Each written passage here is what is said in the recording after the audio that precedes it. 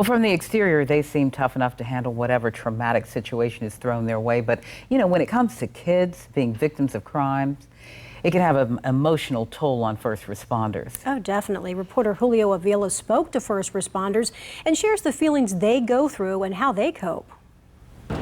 It was near this intersection that an infant was shot Monday night. Police saying that it was a drive-by shooting, and incidents like that involve children that first responders say hits them with more emotional force. Those feelings of sometimes sorrow, and also sometimes you get feelings of guilt that you could have did something to prevent that child from being injured.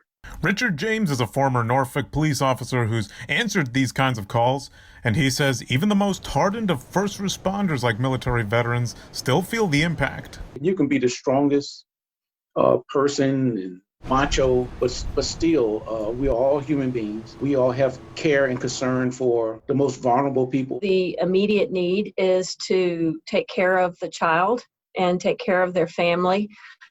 And take care of all their medical needs. And so do the nurses and frontline medical workers like Bonnie Price, who tend to these children. After the emergency is over and they have a moment to think about it, the trauma can impact them very deeply. And while it may be hard to cope, both James and Price say there are resources and ways to help. All police departments have counseling services, not only for officers, but for the officer's family.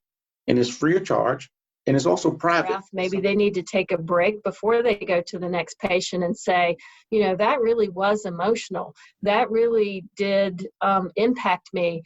And how can I continue my shift? For James, he says he hopes communities come together to prevent any more child victims. In Virginia Beach, Julio Avila, News 3.